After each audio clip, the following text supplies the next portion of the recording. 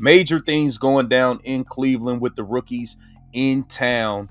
And it appears that Todd Monken has a new wide receiver one, and Jerry Jeudy's going to have to get in where he fit in because he might fall all the way down to being the number 3 wide receiver. Okay, but he was being asked to do something that just isn't. He's not a number one, and that's not shade at Jerry, but here he had to be the number one. Something is changing inside the Browns wide receiver room, and Jerry Jeudy better feel the pressure right now, because this is not just fans overreacting to one dropped pass or one rookie minicamp clip. This is about the Browns finally building a receiver room where nobody gets handed the number 1 role just because of name value. And after everything coming out of Berea, it feels like Todd Monken is looking at this offense and saying the same thing a lot of Browns fans have been saying for months. Jerry Jeudy can help this team, but he cannot be treated like the unquestioned number 1 anymore. Not after the inconsistency, not after the missed chances, not after the Browns went out and invested serious draft capital into new weapons for whoever ends up leading this offense, including Shedeur Sanders. The whole conversation started because Cleveland did something it had avoided for way too long. The Browns finally attacked wide receiver early in the draft. They took Concepcion at 24, then came right back and took Denzel Boston at 39. That is not a small move. That is not depth shopping. That is a front office admitting the room needed real juice, real competition, and real long-term answers. And once you listen to how people around the team are talking, it becomes obvious that Jeudy's spot in the pecking order is not locked in the way some fans thought it was. Nobody is saying he is useless. Nobody is saying he cannot play. But the days of acting like he is the automatic number 1 wide receiver in Cleveland might be over. We getting close each week, I feel like guys are striving to be the best version of themselves, and I think we getting close with that. Here's the part nobody is talking about. Jerry Jeudy's biggest problem was not always that he could not get open. Actually, that might be the most frustrating part. Jeudy does get open. He gets off the line. He creates separation. He can make routes look smooth. But when you are the number 1 target, getting open is not enough. You have to finish drives. You have to produce like the offense depends on you. You have to win key downs, catch the ball cleanly, and give the quarterback confidence. And last season, when Cleveland needed Jeudy to be that guy, the production did not match the role. That is why this conversation is so intense now. The Browns may be finally moving him into a role that actually fits him, instead of forcing him to be something he is not. This is where it gets dangerous for Jeudy, because Monken is not a coach who builds his system around names. He builds around traits. That matters. Monken is not sitting there saying, "This is my offense and every player has to fit into one box." He looks at the players he has and figures out how to stress defenses with their strengths. So when Cleveland adds Concepcion, Boston, Harold Fannin, and even another receiving option like Dylan Sampson, the offense suddenly becomes way less dependent on Jeudy being the star.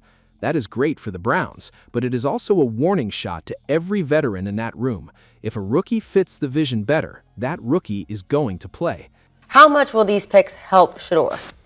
Tremendously. I think the Browns, honestly, I think they won the draft. They checked all the boxes that they needed to check, and they got good players. Man, they started to revamp that line in free agency with re-signing Telvin Jenkins, Zion Johnson, Elton Jenkins. Now you add Spencer Fano and Austin Barber to that. I think you might be on to something. You know what I'm saying? Todd Monken, he might like that situation. And that is why the Shedeur Sanders angle is so important. If Shedeur is going to develop properly, he cannot be stuck forcing the ball to a receiver just because that receiver has the biggest name. Young quarterbacks need dependable targets. They need guys who separate, yes, but they also need players who finish plays, attack the football, and make contested catches when everything is not perfect. That is where Denzel Boston immediately becomes interesting. Boston brings size, catch radius, and physicality. He's the type of receiver who can help a young quarterback by making the window bigger. And for Shedeur, that could be massive. A big receiver who can win outside, play through contact, and bail out imperfect throws is exactly the kind of weapon a young quarterback grows with. This is where young players usually make a mistake. They think one viral rookie camp clip means they have arrived, but Boston and Concepcion do not need to be crowned stars overnight for this to matter. They just need to bring pressure. That's the point. The Browns have not had enough real pressure inside that receiver room.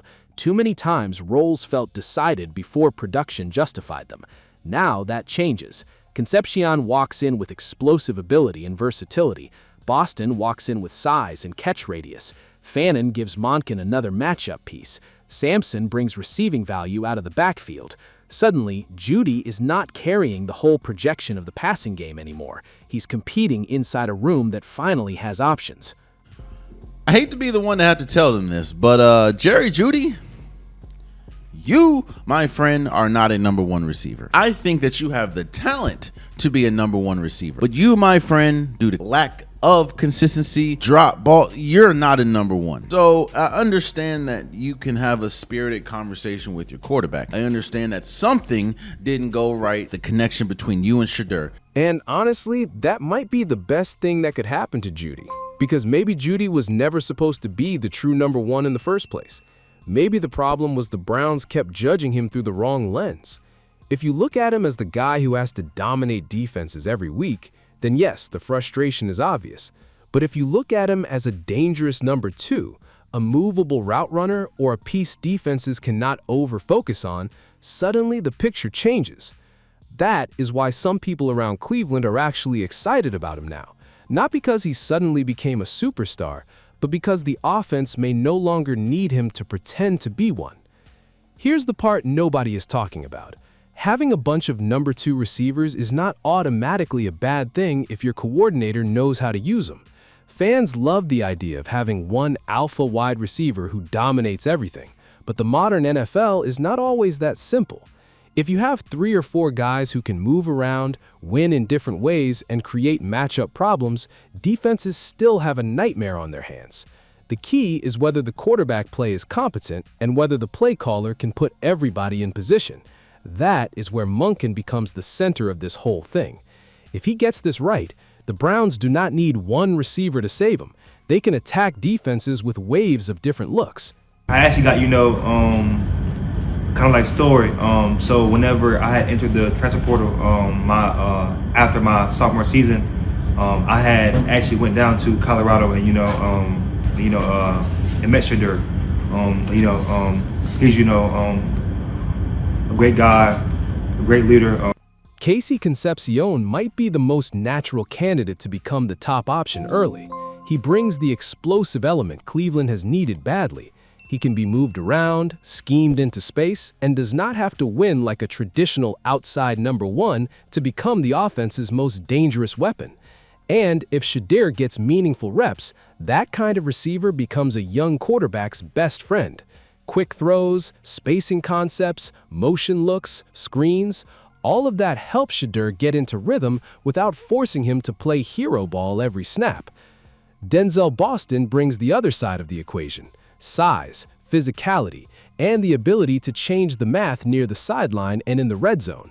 When you pair Boston's size with Concepcion's versatility and Jeudy's route running, Monken suddenly has chess pieces he can actually move around, and defenses can no longer predict what is coming before the snap. Cleveland's offense has felt predictable for years. That era might finally be ending. Here's the part nobody is talking about. This might be the first time in years Browns fans can genuinely be excited about the receiver room without lying to themselves.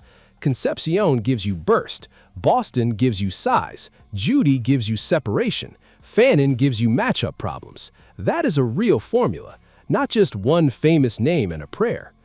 But the dropped pass conversation is really about trust. Quarterbacks remember who finishes plays. Coaches remember who keeps the offense on schedule.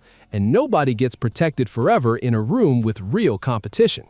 If Jeudy keeps putting the ball on the ground in big spots while the rookies show they can be trusted, the depth chart pressure becomes very real very fast. And that is the bigger picture here. This is about the Browns finally building an offense that can actually support a young quarterback instead of breaking one. Shedeur needs separation. He needs size. He needs quick game options and reliable hands. And for once, Cleveland might actually have enough different weapon types to give him real answers. So, the real question is simple. Is Jerry Jeudy still the best receiver on this roster, or is Cleveland finally admitting he is better as a supporting piece? Because Todd Monken has options now, and when a coach finally has options, somebody's role always gets squeezed. The only question is whether Jeudy fights his way back to the top, or whether the Browns' future already belongs to the new receivers walking into Berea with absolutely no fear.